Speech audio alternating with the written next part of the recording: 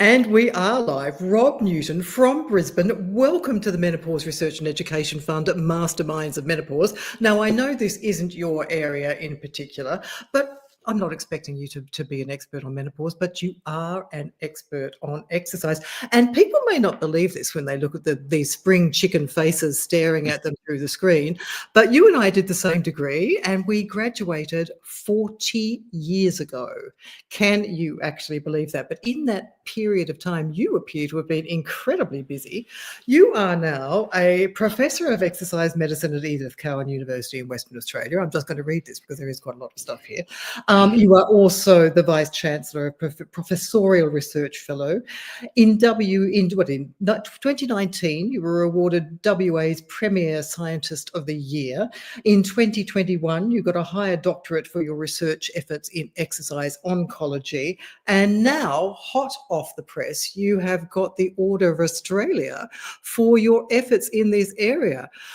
What a set of achievements. Oh, great. Thanks, Fiona. I really appreciate that. It has been a big week this week. I must admit, everyone reaching out and congratulating me, which was really, really good. But yeah, look, I'm just very fortunate to have the opportunity to work as a professor at Edith Cowan University, fantastic university in Perth, Western Australia, and just all the support I received, and also the great people, a great team that I've been able to work with, both fellow academics, but also the many, many students. I think I'm up to 55 PhD students that I've completed now. So they're the engine room. So they've just been fantastic. They do all the work, and I don't know. I just sit back and drink coffee. Thanks for the 40 years. Telling everyone for the 40 years as well. I must admit it's 6 o'clock in the morning at the moment in Brisbane. So if I look a little bit more warm than usual, that's why. But cheers. Well, at least you've got your coffee. That's all that matters. So we're doing two things tonight. Basically, what I thought I'd drag you on with is because I know you're not a menopausal woman, but if you were, you would find that your social media feed is full of literally what you can only describe as, and excuse my French here, crap. You are being constantly bombarded because you are a very, very vulnerable person. You're feeling overweight, you're feeling anxious, you're feeling frumpy, you're mentally unhappy, and you're really struggling with that belly, which means, and you're also worth a lot of money. We're worth, I think in the US, they say the over 50 group just in general is worth around about $15 trillion. So we are targeted, and the kinds of things we are targeted with are a lot of the things that we learned very basically in exercise physiology way back then that still seem to be very, very misunderstood. So I thought I would fire a few of them at you before we get to the core of business today, which is your book and menopause for cancer. Exercise as medicine for cancer. Right. So first up, can you spot reduce weight? No, not possible. Right. Not possible. Good hope. Not even if I stick a patch that says it's going to burn my fat on my belly. Anything that has burn in it tends to be. I try to avoid anything that has burn in it. No, it's not. It's not possible. The spot reduction, generally, fat comes off that area which is most recently laid down and most recently increased. So I guess if you've recently put fat on your tummy, then if you do create a caloric deficit, an energy deficit, then it's more likely to come off that area preferentially. But it generally comes off, throughout the body. So no spot reduction. That's why when I look at some of these ab busters and things like that, and people doing 1,000 sit-ups, and expectation is going to take fat off their stomach, just makes their stomach muscles larger, which tends to push the fat out, so they actually look a little bit more paunchy from doing that. But no spot reduction just doesn't happen. There you go. The other thing that we are constantly told is do this one thing, just this one. If you do this one, your whole world is going to be revolutionized. Resistance training is one of them. Cardio is one of them. HIIT training is one of them. Yeah, I think they're basically the main sorts of ones that we're being told that we have to consistently do, but just this one. Is that correct advice? The analogy I like to use is, you could imagine taking your brand new Mercedes Benz, top of the range, If I what is had it, one. 320S or whatever, and taking you into the mechanic and say, look, I don't know what's wrong with it. There's something wrong with it. I don't want you to do any diagnostics or anything. I just want you to use a screwdriver and just start turning some screws with your screwdriver. I mean, the mechanic or the technician would think you're insane. The human body is so complex; it makes a brand new top of the line Mercedes look about as complicated as a skateboard. So to think that you can just use one tool, whether it be resistance training or HIIT or aerobic training, whatever, or some particular supplement or any intervention like that, to actually work and improve something as complex as the human body is just beyond ridiculous. Fair enough. All right. The other thing that we constantly hear is your cortisol is stopping you from losing weight. Now there's stress, and then there are very, very, very high cortisol levels. In the average person, would you think that their cortisol level would be getting in the way of their ability to lose weight? I mean, it doesn't help, but again, it's just so multifactorial. I mean, okay, you're stressed, and yeah, cortisol is a problem in terms of trying to maintain healthy body fat levels, and also it is a real constraint in trying to hold muscle as well. It's a stress hormone, and so the body, it's a natural process. If you're scared, you're running away from something that's trying to kill you, then yeah, your cortisol goes up, and it's a stress response, and that causes survival wise a very, very important mechanism. But when you have continuous high levels of cortisol because of actual anxiety and the stress that you're under, then yeah, it does have negative consequences, and one of which is it's hard. It tends to cause the body to store more fat. That's a stress response. It goes, look, something bad's going to happen. I'm scared, so I need to store some fat. Get ready for that. The problem is, of course, in the modern world, is we have, for many people, they're almost constantly stressed because they're on their phone, and they're doom scrolling and worried about the future of the world. So that is a problem, but you have to also incorporate all the other aspects of stress as well, which are going to drive perhaps an unfavorable change in body composition. And the anxiety that goes with that also drives, of course, some negative behaviors around eating, eating for comfort rather than just for nutrition and health. Also, consumption of wine, alcohol, as well, to try and self-medicate and try and control that. So cortisol is an issue, but it goes beyond that. It's all the other factors around stress and anxiety, which are driving a whole bunch of other behaviours. We don't tend to want to go for a nice, pleasant walk in the park or the countryside if we're stressed out of our mind. We prefer to sit at home and eat sticky buns, have a glass of wine, and watch Netflix or something. So it's much more complex than just the cortisol story. Absolutely. The other thing that we're often told is don't ever eat a carb again. If you touch any form of carb, it's over. Carbs are just literally a shield for pure sugar. Wow. Yeah, look, it's again, it's about the looking for the nuances in people's behaviors that are causing the most difficulty for them. Now, if you're throwing down carbs, I'm trying to think of a good example, sticky buns and chocolate, like it's going down out of style, then yeah, it's going to cause health problems. But having the nice piece of chocolate each day or something pleasurable like that is, it's important. It's part of it's the human state. You've got to have enjoyment. The same token, I mean, there's nothing inherently bad about pasta, for example. I always look to good examples in culture. Um, Traditionally, if you have a look at Italians who consume a large amount of very plain carbohydrates in terms of pasta, etc., it's unusual to find someone who's overweight in Italy eating a traditional Italian. Obviously, we've had the influx of the major conglomerates, the world corporations in food production, etc. And they've obviously influenced. It baffles me that people will sit in Florence somewhere or other, and they're actually in a fast food restaurant. It just Yeah. beggars When belief. you've got all this good food around What you, the why would you go hell are to you this place? doing? We can't pay for the other stuff. And by the same token, I mean, obviously, the production of rice, for example, allowed us to actually improve our quality of life enormously because, for the first time in history, we could produce enough food so that we could have surplus, and so that we could, grow our other opportunities and things like that. So we could grow art and culture and a whole range of other things. Before that, we were subsistence and hunter gatherers, and we just couldn't. You couldn't collect enough energy in a day to do anything else. You couldn't pursue art or music because you're too busy trying to get enough energy into your body to live. Um, in the same token, you have a look at countries which have a huge reliance on a very simple carbohydrate in terms of rice. The majority of them are not overweight. So it's not carbohydrates Yeah. that is the problem. It's the amount that we consume of those carbohydrates. Yeah, yeah, it's an interesting one.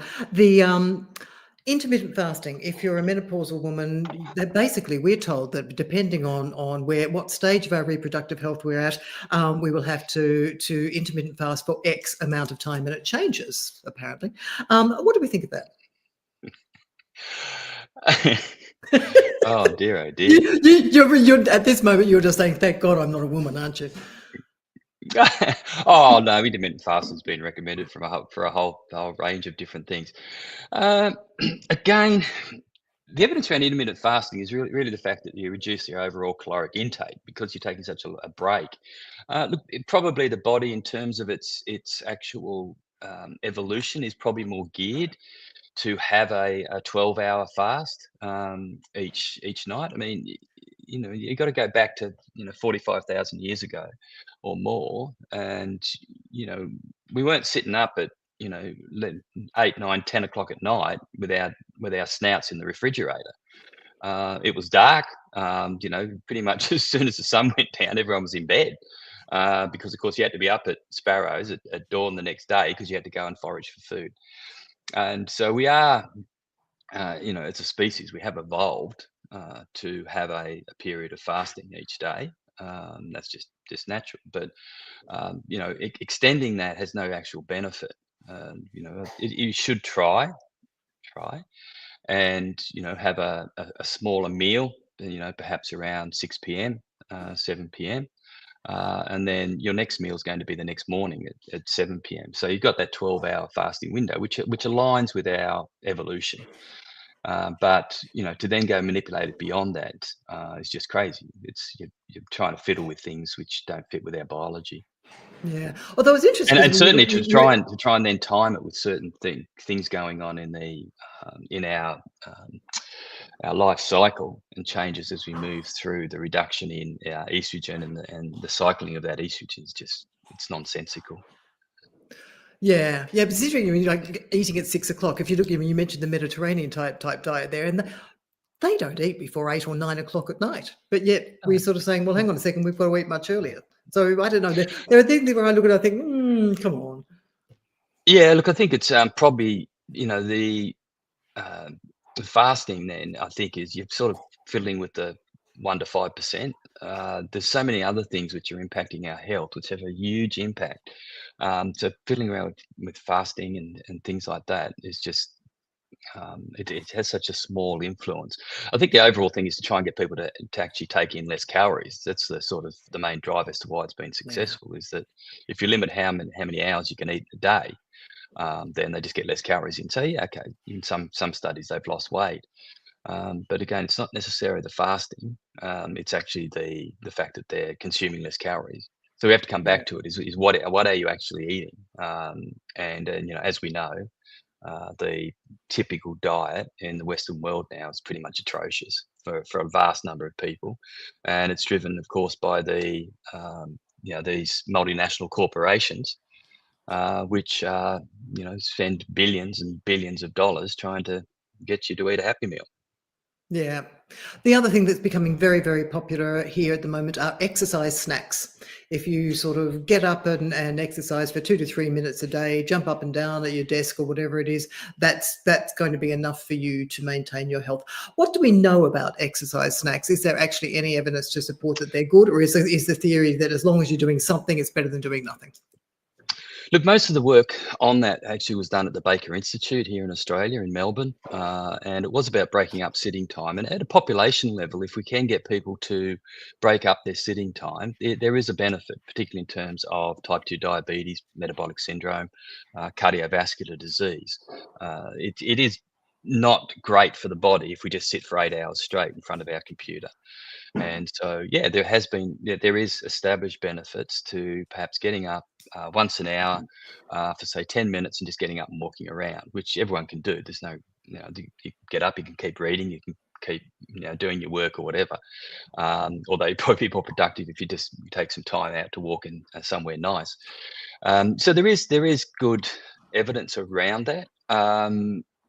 Is that going to address a whole bunch of other chronic disease which is impacting people's health and causing considerable disability and death? No, it's not. It does nothing for your muscle mass, for example. It does nothing for your bone health. Yeah, it does reduce your risk of metabolic syndrome and type 2 diabetes. Probably has a good impact in terms of cardiovascular disease. But a lot of those things we're starting to get in control. What we don't have in control at the moment is bone loss and muscle loss. And we have a tsunami coming in front of us of sarcopenia, where people are developing low muscle mass at a younger and younger age. And, that is an extremely difficult disease. We have no treatments. There's no pharmaceutical treatments for muscle loss. And so, we will have an aging population, which has frailty at a younger and younger age, has to move into dependent care, which is, that's hard. That's not a place where people want to go. I'm not bagging the aged care system or anything like that, but you want to try and stay out of if you care could as long as avoid you it, that would be can. better. That would be better. But obviously getting up and just walking around for 10 minutes each hour has no benefit in terms of maintaining muscle mass or reducing bone loss. So Well, again, this is it really comes good. back to the Mercedes. It comes back to the Mercedes example. What's in your toolbox?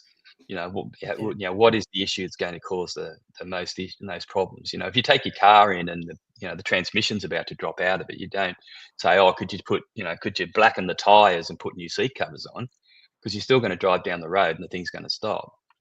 So it is a matter of, what is going to cause the greatest problems for this person?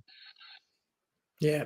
You mentioned the cardiovascular health, and if my memory serves me well, as I drag it back over 40 years, they used to say that you needed around about 30 minutes of cardiovascular exercise to get any of aerobic exercise to get any cardiovascular benefit. Then I'd read somewhere it was around about 12 minutes. How much do we actually need to get a cardiovascular benefit? Oh, gee. Well, it's oh, wow. How long you got?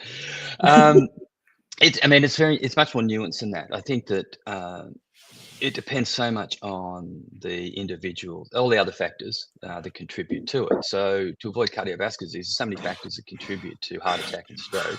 One of the largest ones, of course, is family history. So choose your parents really, really carefully. But then there's just everything else around people's diet, their stress levels, their alcohol consumption. Do they smoke or not? And things like there's so many other factors, not just how much aerobic exercise they do each day. In general, the sessions need to be 20 minutes. The reason why is that you remember from exercise physiology back in the day at University of Queensland, it takes about 20 minutes for you to get that lovely stimulus to the heart and the circulation, for a whole bunch of hormones to be released. About 20 minutes that you get that benefit. However, HIIT, as you've mentioned earlier in our chat, is becoming increasingly popular. It's increasingly used in exercise medicine to treat patients. And with that, it's very, very short bouts, but the intensity seems to be a critical factor. We now know that probably just going out for a gentle walk, which on a 0 to 10 point scale, you'd say it's about a 2 or a 3 in terms of difficulty. So it's pretty light. It's not hard. You're not puffing or anything. Then whilst there is benefits to that, it's probably insufficient to have a real driver for improving heart and vascular health. We need the blood pressure to go up. We need cardiac output to go up. So there's enough stress on the heart, enough stress on the blood vessels, that stretching and contraction that they undergo, so that it keeps them healthy. And that's why HIIT is being prescribed more and more for various patient populations, but also I believe that the general population should be doing HIIT, high intensity interval training as well. Well, there you go. Weighted vests and creatine. Yes or no? Oh, weighted bloody vests. Okay, it's the bane of my life. I see people young, old, you name it, along the street, jogging along with a blooming backpack on, and paying a fortune for a special weighted vest that they can wear. Don't buy a weighted vest. Just I just worry about the find a disc. set of stairs, or just run a bit faster. Look, I did write an article because I was asked about this, and I wrote an article, and I did a bit of, I obviously did research and looked into it. Um, the recommendation is 10% or less of additional weight. So if you weigh 70 kilos, you shouldn't add more than 7 kilos. Why? Because decades of load carrying research has shown that once you go over about 10%, you really increase your risk of hurting yourself. Um, Now, obviously, war fighters, for example, soldiers, they can carry 40 to 50 kilograms, depending on what they're doing, what their mission is. And yeah, they do, that does cause injury in them, but of course they're highly trained as well. So, and there's no choice; they have to carry the kit. Um, but for people, and there's people looked at that and went, "Oh wow, that's how the military train." And so that must be good. No, it's training Mm. for a purpose, which is quite different to what someone trains to lose weight or to just increase their survival. So I'm very much against the use of weighted vests, etc. It does alter the biomechanics of your running or your walking, etc. It creates greater stresses on the joints. As well, and we see that osteoarthritis is a major problem now. And if you want to increase the purpose is to increase the intensity. So I'm burning more calories, or it's a greater load on my cardiorespiratory system. Well, just find a set of stairs and put some stair climbs in, or I guess that find a for bit find a bit of a menopausal women, slope. though, they're screaming is that basically we've got to do it for our bones. No, because the load that is well, but then we wear very cushioning shoes when we run. Also, yes, the load during jogging, that impact loading does have benefit in terms of the skeleton, but adding 7% of your body weight, or say 10% or less. Most people would struggle to run with an additional more than 10% on their back, and they're more likely to injure themselves, as I said. It does create a lot of additional loading on the joints, which is a problem. So no, I would recommend for a menopausal woman concerned about her bone density to do cardiac exercise, but just do it with normal body weight. Don't put any additional load on that. If you want to look after your skeleton, then do some impact loading exercises, things like heel drops or drop jumps, skipping, hopping, things like that, where you can control. It's a controlled environment. The other thing is that we have to remember that bone cells don't, as you remember from physiology, the bone cells adapt very, very quickly. So they respond to change in force, not absolute force. So resistance training is important, very, very important. Because we need to maintain the strength of our bones, strength of our muscles, sorry, because then they pull on the bones and they can produce more force on the bone. So that helps.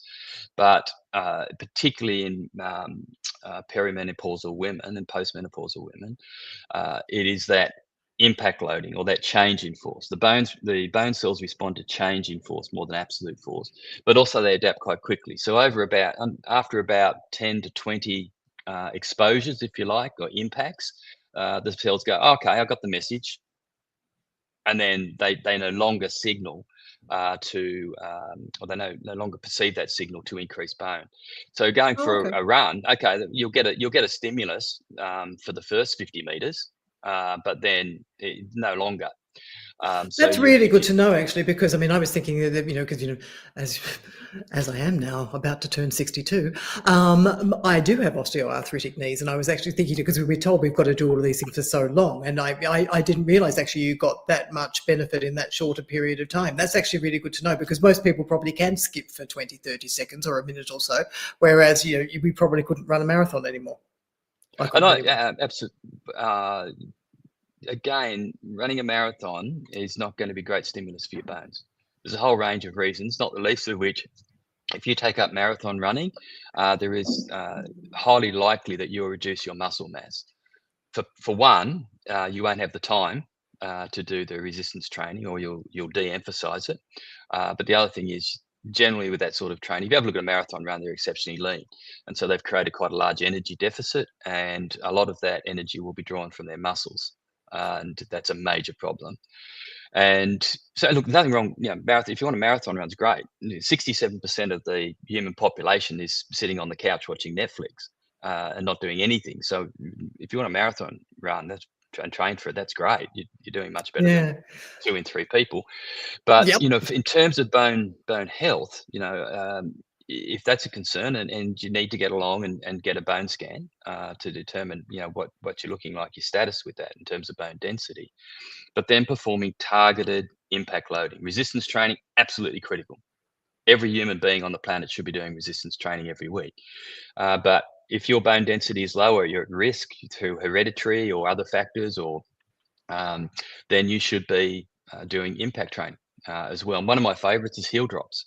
And that's just raising up on your toes and then dropping down suddenly onto your heels. And you should feel that shock go right up. It's a little bit unpleasant because you feel it go right up to through your skull. But it's that impact which really drives the bone cells, and particularly at the hip and the lumbar spine, to lay down more bone. And you only have to do 10 or 15 of those. Say in the morning, you do 10 or 15 in the evening, a couple of times a week, 3 times per week. And then you've got a really strong stimulus for maintaining your bone health. All right, that's amazing. Last one then, creatine. If we don't have creatine, basically we're going to turn into a pile of powder on the floor. That's the general message. And we'll also, our mental health will also decline. Gee, again, you're fiddling with the 1%. I mean, look, in an athlete, that's critical. The 1% in the 100-meter sprint is the person that comes first versus the person that comes last. So that 1% advantage is huge. But for the rest of us, it's like protein. We're constantly told to eat heaps and heaps of protein. Protein is what builds muscle. And no, protein is the bricks. Okay, it's not the bricklayer. Okay, if you get a whole bunch of bricks and you sit on there and go, wow, I got a bunch of bricks, looking forward to the wall. You can see the lovely wall behind me. Ain't going to happen. You can have as many bricks sitting there. It will not build a wall. Okay, you need the bricklayer. The bricklayer is resistance training. Okay, so creatine is very much like that. Creatine, the main advantage of creatine is that it does allow us to work a little bit harder when we do resistance training. Because it's, as you know, from our exercise physiology. I'm glad you think I remember any of this, but yes. 40 years ago, geez. It's the key energy source for that very, very rapid energy use. So, the first, 50, 80 meters of a sprint, a set of squats, for example, we use that exercise will be provided entirely by ATP and CP, so creatine phosphate within the muscle, those immediate energy stores. So having a higher level of creatine stored in the muscle does allow us to do that extra rep or that extra couple of reps during a set, or to do a couple of extra sets. And so the volume of exercise that we can do during resistance training is generally enhanced, but the person has to actually do it. If they're programmed for 3 sets of 10 and they just do that every week, the creatine has no benefit at all. It's only when they say, well, hang on, I can do more than that, or I can lift a heavier load, that they actually get benefit. So creatine allows them to do that. But again, I said 67% of the people in the modern world do no exercise at all, or very little, or they do less than what is required to maintain normal health. Okay, so they don't meet the World Health Organization guidelines. So worrying about creatine, just do some exercise, any exercise, including resistance training. So now, look, there is some nice evidence around creatine helping with cognitive health and slowing decline. Being sedentary is driving far faster decline than creatine will ever be able to impact. So, being sedentary and then try and taking creatine. You're swimming against the tide, really, aren't you? Yeah. Yeah. Yeah. All right. Let us. What else would you like to know about creatine? I'm not picking on creatine. I mean, I do take creatine, but I resistance train 4 or 5 days a week. and I take creatine. I think also the evidence around it helping with brain function, I think it's there. And so, I also, take it for those reasons. I also take turmeric as an anti-inflammatory. But, again, you're fiddling with the 1 to 5%. If you're sedentary and you have a shocking diet, don't worry about the creatine. It's of no benefit whatsoever. If, Yeah. taking turmeric, if you're sedentary, your inflammation is through the roof because you're sedentary. Taking turmeric's hardly gonna turn that around. No, and the amount of it you've got to have as well is Yeah, I mean, what different. you're doing is you're changing the seat covers on your car where when the motor's about to fall out. Absolutely. Now, speaking of changing the seat covers, you have just released this book, and I did promise you that I was going to skim through it. This is not a skimmable book. You actually have to read it. So I've got as far as I could in the amount of time that I could with the other things that I had to do, and it is very good, and I suggest that everybody read it. But it was a personal journey for you to write this book. What happened and what made you come to this? Oh, certainly. So, you and I have been well, we started out in exercise science. I've been working in the field for 40 years, as you've pointed out a few times, Numerous times. uh, numerous times. And about, 29 years ago, my dad was diagnosed with prostate cancer. He underwent a prostatectomy, which is a surgical removal of his prostate gland. He then went for 6 weeks of radiation therapy. And he came back home and he was just absolutely exhausted, overwhelming cancer-related fatigue related to the radiation therapy that he received. And his quality of life was so low. And he could just sit there and couldn't do anything. He wouldn't go out. He was urinary incontinent, so that didn't help from the surgery. And when we went to his doctor and said, "Look, he's not well. Like he's weak. He's losing muscle and he's losing function." And the doctor said, "Well, he's still alive. Yeah, I'd be grateful for that." Yeah, yeah, yeah. Look, he's still alive, but what sort of life is he having? What can we do? Yes, we can't do anything. He's got to rest. He's had cancer and he's had these treatments and he's got to rest. And as an exercise science, this is not right. It's this is 6 weeks, 8 weeks, 12 weeks out from the surgery and from the treatments, and you're still resting. And I'd say to him, I said, "Dad, come on, let's go for a walk." He said, "No, the doctor told me to rest." And I said, "Well, I said, Dad, look, he said, "Oh, I can't open the jars, and I can't. I'm having trouble getting out of the chair." I said, "Well, let's do some strength training. We can turn that around." And as an exercise scientist, I understood that. And he said, "No, no, the doctor told me to rest." Now, this is not belittling the urologist or the oncologist. Okay, this is the thinking at the time and their understanding. They thought that the fatigue that people with cancer experienced was like the fatigue you get from gardening all day, or exercise, running a marathon, for example. It's not. It's entirely different mechanisms, and the only way to overcome it is to actually exercise. But it was just difficult to sort of conceptualize of that.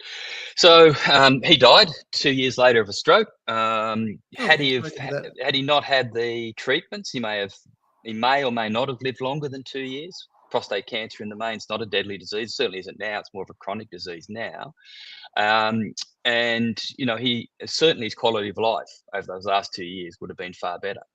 And so that's when I launched. And I said, "Look, I've got to have a look at this as a researcher." And so launched 23 years now of researching exercise as a medicine in the management of cancer. And it's all changed now. I mean, the current recommendation is that all people with cancer should exercise most, if not every day, regardless of cancer type, stage, or even when undergoing difficult treatment. And very good reasons for this. And I could talk for hours about the physiology of it, but it's all We explained in the will go book. into that. Yep. No, we're definitely we're going into that. Believe me, we're going down the rabbit hole. Because I would have thought actually that a lot of people, especially if they were going through chemo, would look at you when you said you've got to exercise, even while they're actually having the treatment, and they'd look at you and they would probably have some rather obscene phrases to throw at you because they're probably not feeling very, very well. Is it difficult to convince the patient themselves that they do have to do something? And when you're saying exercise, what sort of exercise are you talking about? Okay. Where to start? I mean, I think I'm up to 50 trials now that we've run in cancer, various cancers, various stages, some of which are in stage 4, so metastatic disease. Patients that have bone metastases, so they have the cancers travel from the primary site and is now established in their skeleton. So at this stage, it's incurable. These cancers are not curable. And so it is very much about maintaining quality of life and trying to improve survival, increase it. And I think it's a mindset thing. If we say, oh, look, it's physical activity and it's supposed to be enjoyable, then we lose them because they go, well, it's optional. And said, look, everything that's going on in my life with my treatments, the financial pressures, I'm still at work, I've got kids to look after or elderly parents to look after, whatever, so it's optional. I won't exercise. I'll just focus on my other treatment. If it's pitched that way, that's the concept that they have of it. And quite often we say, "Oh, just do gentle exercise." That's been a push as well. We realise, oh, they probably need to exercise, so just do gentle exercise. And again, it does treat it as something that's optional. But the overwhelming evidence we have now is that appropriate exercise will drastically reduce the side effects of their treatment and will drastically improve their quality of life, or at least reduce the declining quality of life. And latest evidence, a paper published last year, was the first randomized control trial. The strongest evidence available that it will actually increase the length of survival for these patients. So we need to look at exercise as a medicine in this situation. So for a patient who's doing well and they don't really have many side effects and things like, yeah, look, just general physical activity and enjoy your dancing or, your tennis or whatever else you like. But for a patient who is having serious issues around side effects of treatment, for example, with chemo, they may have peripheral neuropathy, so loss of feeling in their arms and legs. They may have issues around muscle loss, for example. It's one of the major problems facing men with prostate cancer is they go on testosterone suppression therapy. So they're basically castrated. And whilst it's very effective for slowing the progression of the cancer cells, it causes incredible side effects, not the least of which is muscle and bone loss. So, quite often we see that these patients will succumb to those comorbidities before the cancer. So we've got to address it. And the only way to address that is through targeted exercise medicine. And so we look at very sophisticated prescriptions by which we can slow or reverse the muscle loss. And we've shown in our studies that we can actually gain muscle mass on men on testosterone suppression, even though they don't have that anabolic pathway of testosterone. So it's really addressing those factors, finding out what is most likely to cause morbidity and mortality in the patient, and then focusing laser-like on that. Does it have to be fun? Well, chemotherapy is not fun either, No. but the patient will, in the main, if offered it, will decide to take it because on current clinical evidence, that would have the most benefit in terms of them overcoming and surviving the disease. By the same token, targeted exercise, current evidence will give them the most benefit in terms of side effect reduction, maintaining quality of life, and now strong evidence that will increase survival. I guess it was mentioned. I was reading a LinkedIn post last night actually, and they said, "Oh yeah, but people choose to exercise. They don't choose to have chemo." No, they do choose to have chemo. It's offered to them. It's recommended by their clinician. It's then up to them. And some patients choose not to have chemo. And that's, we're humans. We can choose to do what we want to do. Exercise will never replace more mainstream cancer treatments. Exercise will never cure cancer. Surgery will cure cancer in most cases, or chemotherapy, immunotherapy. Exercise won't. It does, however, provide a much more effective environment for these other treatments to work. And we shall get to that. Yeah, because you mentioned it. You mentioned basically in the book, you've got a very lovely phrase for this, actually, the internal pharmacy of the body. And so, what is exercise doing, and how does that, in some ways, perhaps aid the treatment or slow the growth of a tumor? Okay. The problem we face in the modern world, and the reason why some certain cancers are increasing in their incidence and also occurring at younger and younger ages. And a good example is the quite marked increase in breast cancer and ovarian cancer in women, and breast cancer in men as well, and occurring at a younger age. And the reason why is because of our behaviours in terms of lifestyle. So we're more sedentary, our diet is inappropriate, and so we tend to be more overweight, higher fat mass, and have lower muscle mass. Now, this is interfering with our internal biology, and we now know that fat tissue and muscle tissue are endocrine organs, and they produce hormones and other signaling molecules, which affect all other processes in our body, including our immune system and its capacity to fight cancer. With hormone responsive cancers, particularly like ovarian and breast cancer, this imbalance of muscle and fat causes imbalances in estrogen, and that tends to increase the risk of developing breast cancer, ovarian cancer in women that are predisposed to that because of their genetics. And then also because of that, they tend to have much more aggressive, more lethal forms as well. So our internal environment dictates very much whether we're going to get cancer at all. And if we do get it, how aggressive it's going to be and how fast it's going to progress, but also how well the treatments will work also. So, and the main factors here, particularly the immune system. So when we exercise, our body releases natural killer cells and T cells. So these are very powerful immune cells. We then have signals coming from our muscles. When our muscles contract, they produce signaling molecules called cytokines. When they're released from muscle, they're called myokines. And these actually switch on our immune system, and they switch on the immune cells and make them better hunter killers, if you like. They're more vigilant, they're more able to recognize cancer cells and destroy them.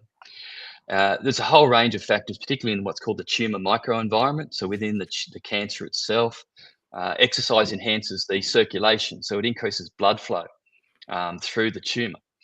And this tends to reduce the aggressiveness of the cancer. Now, in a tumor, the blood flow is generally poor, so blood perfusion is low, oxygen is low, so they're said to be hypoxic. They have low levels of oxygen. It's more difficult to get chemotherapy agents or immunotherapy agents deep into the tumor because of this poor circulation. Exercise greatly enhances that, and some of our early research has shown that we can increase blood flow through solid tumors like the prostate by 100 to 500%. Wow. And so we're flushing more blood through the tumor, we're delivering more immune cells, we're delivering more signals from within the body. It's tending to normalize the tissue. So I just did a, well, it's my second chapter in my book, but I also did a Substack a couple of days ago about this. It's about, don't create a battlefield within your body.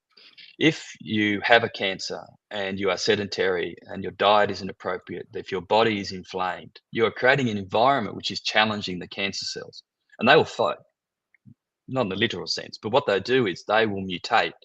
And if they have low oxygen, if lactate levels are high, if they are being signaled by hormones like insulin and IGF-1 because the body's inflamed and has high is insulin resistant, then that is stimulating the growth of these cancer cells, and they are challenging. And so it's Darwinian theory, survival of the fittest. What happens is the greater the challenges within the tumor environment, the less likely that the healthy cancer cells will survive, the weaker ones, and it's more likely that they'll mutate to more aggressive forms, including mutating to forms that will leave the primary site and metastasize. As I said earlier, as soon as a cancer metastasizes, travels outside the primary tumor, much more difficult to treat, and in the main is not curable at that stage. So, it's about the exercise and diet, settling the body down, if you like, in some ways mediating with the cancer cells to slow their progression, and also provide the environment by which radiation therapy, chemotherapy, immunotherapy can work more effectively. Yeah, you mentioned the glucose as well. I mean, this is one of the things that is integral in this. Does by exercising that, does that also create an environment in there that favours taking glucose to where it's needed in other parts of the body rather than the tumour that might want it as well? Yeah, look, there's a lot of good discussion around this at the moment, and someone commented on one of my Substacks a week or so ago about this. We've got to be careful about saying that the exercise starves the cancer of glucose. It is true that most cancer cells rely almost entirely on glucose for energy source. Most cancer cells are glycolytic, so they don't require oxygen for their energy source. They use glucose and they produce lactic acid, and then that lactic acid is cleared from the tissue. So yes, they rely predominantly on glucose. But to say that we exercise and that brings the level of glucose down in the body is not accurate. You can't change, it's limited within very fine levels, the level of glucose in the body. The reason for it is because of the brain. The brain has to sit in a pretty constant level of glucose, otherwise we have all sorts of problems. And so the body works exceptionally hard for that. So it's not a matter of exercise and diet bringing the glucose level down. Okay, glucose is maintained within very fine limits. Yes, if we are sedentary and we are insulin resistant, then we could have very high levels of glucose, which is not favorable in terms of cancer growth. Well, it is favorable in terms of cancer growth, not favorable in terms of controlling the disease. But what it is more is that when we exercise, we increase the glycolytic capacity and the respiration, so the cellular respiration of all the cells in the body, not just the muscle cells. So even the healthy cells around the cancer, whether it be in the breast or in the prostate or wherever, even in the spleen or wherever, pancreas, we increase that respiratory capacity. And so it favorably takes glucose into those cells around locally within the tumor microenvironment. And the healthy cells compete better for that glucose, which is, it's not detrimental, but it reduces the capacity of the cancer cells to proliferate and to overcome. So So the glucose storage is create important, but it's not as simple as just reducing blood glucose, put it that way. yeah, but it's sort of creating a more favourable sort of ecosystem within the body to favour the other cells that need it more than the tumour itself. Yes, exactly. Yeah. You mentioned nutrition as well there, and in your book you say don't think about when it comes to cancer, don't think about deprivation, think about precision when it comes to food and diet. So what are we talking about there? Probably key in terms of cancer management is to reduce the chronic inflammatory state. Now, again, the vast majority of the human population is in chronic inflammation. And this is because they have an imbalance between muscle mass and fat mass. And this, it creates the human body and also the levels, you can't separate psychology out from this either. And so in the modern world, vast majority of the population is under stress. This is stress which is, I don't want to say self-imposed, but it is, and affects me as well, is that just in modern life, the way in which we perceive life creates this constant status of I'm stressed, I'm scared, I'm frightened, and this puts us into this flight and fight situation. And that, of course, creates a whole range of immune effects, a whole range of endocrine effects, and those effects influence cancer cells. In a flight or fight situation, that creates an environment which is more pro-cancer or supports the cancer. And so we have to try and bring that down. So, part of that is diet. And, we know that being overweight makes this much worse, eating certain foods which are inflammatory, or more precisely, to eat a anti-inflammatory diet. And so we know that if we move towards a more whole food plant-based diet, then we can bring inflammation down markedly. If we can reduce the fluctuations in blood sugar, in glucose. Now, I said it's maintained within very narrow ranges, and which it is, but it does fluctuate.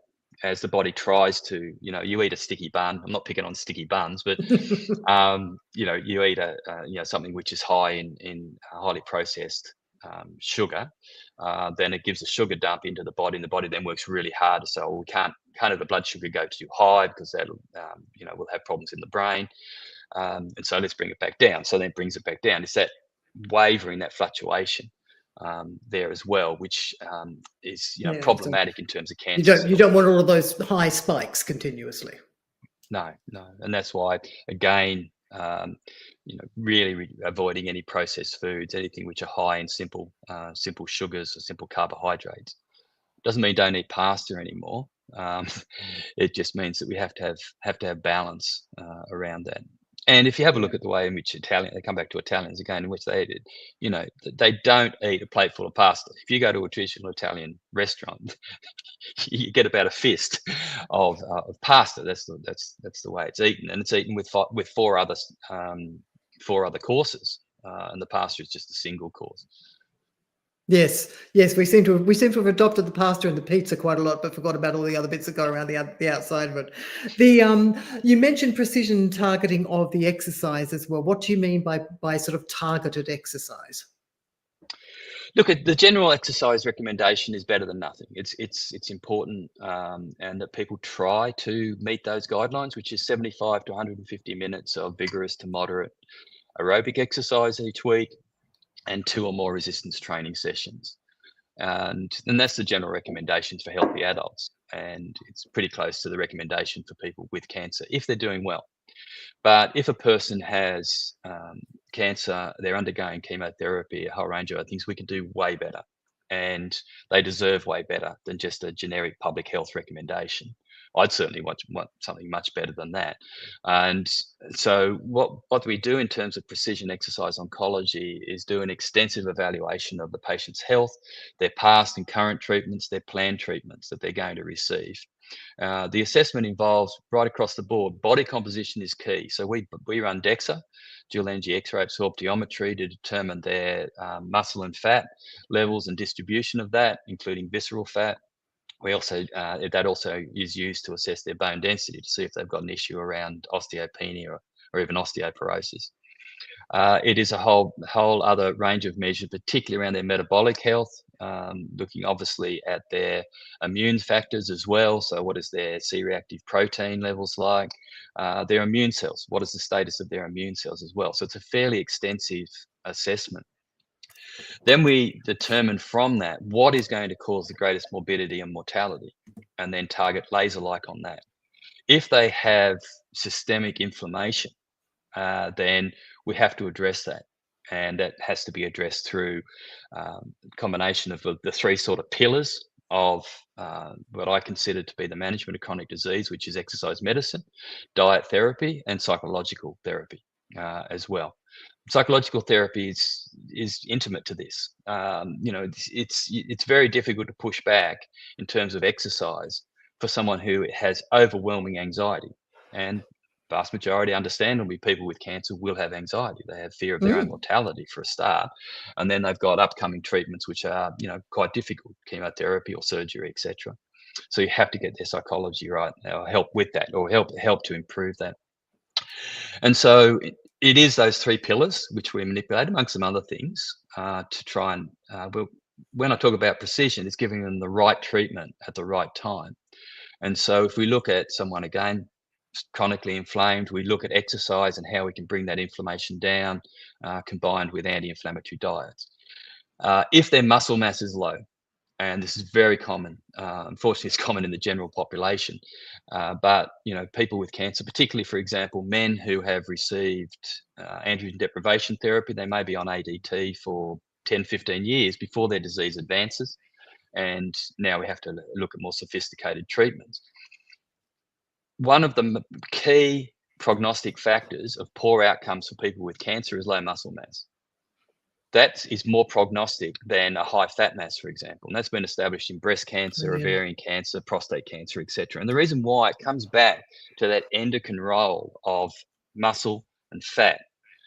So we think of muscle as, it's just for movement and keeping us warm. About 15 years ago, it was determined that muscle pours out thousands, well, maybe not thousands, hundreds of molecules, hormones, and also these peptides, which signal to all the other tissues in the body. And so that is probably one of the key mechanisms by which patients with low muscle mass have poorer outcomes. Just one mechanism. We know that low muscle mass is associated with poor chemotherapy tolerance. They have much higher side effects. And so if a patient has low muscle mass and they're scheduled for chemotherapy, that's a problem. And so we will use precision exercise medicine and diet to focus on maintaining or building muscle mass, preparing the patient for their chemotherapy. Another example is in treatment is the timing. So we time exercise sessions, bouts around their treatments. So if a patient is receiving, we've done some work around radiation therapy. And so what we do is we will exercise with targeted exercise immediately before the patient goes into the linear accelerator to receive their radiation. The purpose of that is to increase blood flow through solid tumor. That increases the oxygen level. It greatly increases the effectiveness of the radiation therapy. So that's the sort of level of precision that we're moving towards. Are you then? This is given the. I mean, here they're saying at the moment around about at least 1.5 million people are on GLP-1s, and not all of them are doing exercise. So, would you think then, given the combination of sedentary lifestyles, being very overweight, and then the sarcopenia that comes along with GLP-1s, that it's not just a small tsunami we're looking at in the future, that it's a very, very large one? I've done a few interviews on GLP-1 inhibitors, actually, Fiona, and probably 5 years ago, maybe 5 years ago, I did raise this with one of the major companies. I won't mention which one, so I don't get sued. Although you can't really get sued for just presenting the facts. But it is a major problem because the GLP-1 inhibitors, as you know, create an enormous energy deficit because people just don't eat. They lose interest in food, and so it creates an energy deficit. But that energy deficit is too large. And so what we do know is about a third of the weight loss that occurs will be lean tissue. It'll be muscle. And that's a problem. And then, of course, the patient generally will go off the GLP-1 inhibitor. They'll stop taking the drug because it's too expensive or because they have side effects. Or they think they can. Well, they think they can, yeah, I'll just go off it. And the very solid research is that they'll gain pretty much all of the weight back. The problem is that all of that weight gain will be fat. And the result is that with sarcopenic obesity, as they cycle through this, is that their body composition is getting worse. And that, of course, causes, is evidenced in sarcopenic obesity, which you do not want to have. So that's low muscle mass and high fat mass. And that, of course, the worst scenario for that is early stage frailty and disability and having to move into dependent care. And we're going to start to see people in their 50s that are getting into that situation. And that's not how you want to end your life. So no, especially when you've got, in theory, you should have a good 30, 40 years ahead of you. You should have, yeah, absolutely. And again, we have zero pharmaceutical or nutritional strategies to address low muscle mass. Even the use of anabolics has marginal benefit, but unless you lift weights, or unless you do resistance training, it's a bit like the brick example again. You're placing a whole lot of bricks on the floor and expecting them to build a wall. It's not going to happen. You need a brick. Yeah, they're not going to have. It's not going to happen without the effort. No, it's not going to happen without the effort. So the GLP-1 inhibitors, while it has been a boon for trying to get a hold on obesity, and I'm not negative on that. I think that we have a major problem with obesity across the human population. It is causing enormous problems, both personally and also obviously financial in terms of the health system. And so the GLP-1 inhibitors and other drugs that are coming down, which other mechanisms, very effective, but the patients must undergo resistance training to prevent the side effects of those treatments. Now, if you have a look, the companies say, oh, we do tell them to exercise, but if you read the instructions, it tells them to walk and to do aerobic exercise. And it's in the misguided thinking that these companies say, well, if they walk, they increase their energy expenditure, and so they'll lose weight faster and better. that is walking is contraindicated for someone on a GLP-1 inhibitor. They should be told not to walk. And the reason why is it actually makes the energy deficit larger. The larger the energy deficit, the greater the proportion that the body will use muscle The muscle. as an Yeah. energy source, and so they'll lose muscle faster. They won't eat, they'll lose weight because they're nauseous and they don't feel like eating. So they'll lose weight. You don't have to add walking on top of that. The recommendation should be that they have a structured resistance training program every single week to try and slow the side effect of the drug. Yeah, God, it's an interesting one, isn't it? All right, last question I'm going to throw at you is going back to your exercise and medicine.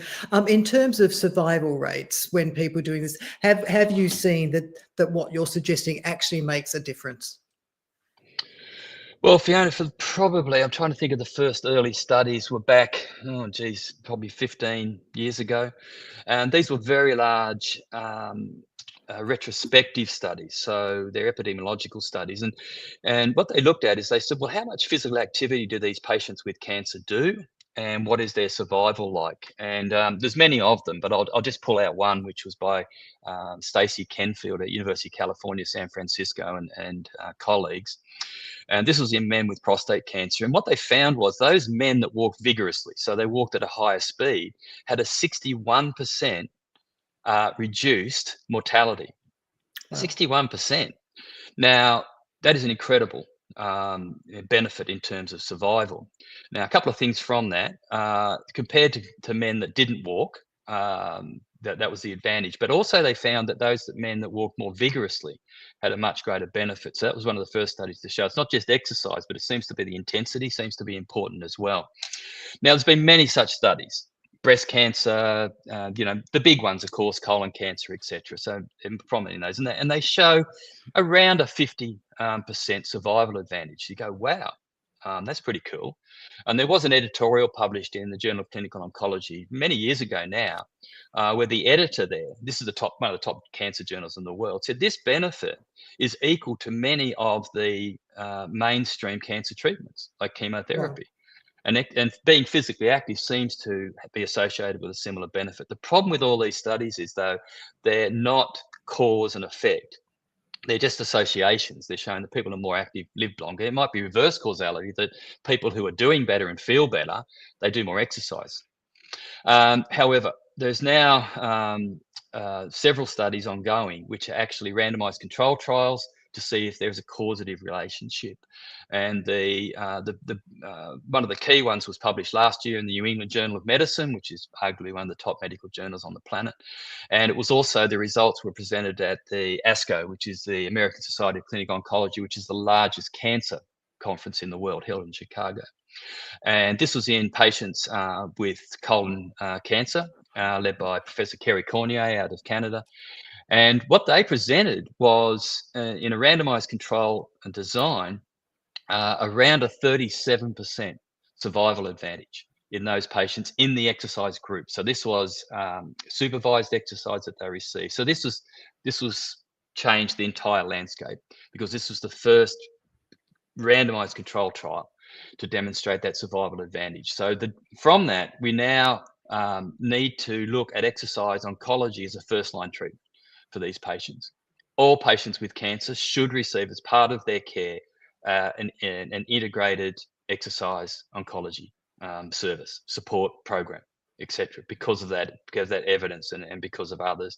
But also the evidence around the mechanisms is so strong now. We have very solid studies, a lot from our own lab in breast cancer and prostate cancer, showing that a substantial creation of a cancer suppressive environment through targeted exercise. Brilliant. All right. I will leave it there because we're just up over the hour. That was unbelievable. There's so many nuggets in that to take away. I can't thank you enough. And congratulations again on your Order of Australia today. And Thanks, even Fiona. Though you're just waking up, I shall have a celebratory glass of wine on your behalf after we're done. So I will end this here. And if people want to find you, where do they find you? Oh, there's probably the best thing just to search on Robert Newton and it'll pop up. Not the pirate. Quite often you search and the pirate turns up. But no, search on Robert Newton, particularly if you look at Edith Cowan University, which is my university, great university in Western Australia, then I will pop up. I'm fairly active. I try to be active on social media, so it's just Prof Rob Newton. If you search on Prof Rob Newton, I'll pop up in Substack, LinkedIn, X, even X, although I don't use that much anymore. It's sort of fallen over. But oh, now Elon Musk will be sending me nasty messages as well. But yeah, and look, I do, I do enjoy people reaching out and asking questions on email. I genuinely, having gone through the experience with my mum, my dad, and my mum. My mum died of ovarian cancer about 7 years ago. 93. Gee, she had a bloody good innings. So I generally, when I want to try and help people that are going through this cancer experience, I think we can do a lot better than what we do currently. We need to have greater integrative oncology. Obviously the mainstream, main treatments of chemo, cancer, chemo, surgery, radiation therapy are key, immunotherapy are key, but we can do much better than that by integrating particularly exercise medicine, diet therapy, and psychological therapy. Yeah, brilliant. All right. Thank you very much. I shall end that here. Great. Thanks, Fiona. Thanks for the opportunity. Thank you.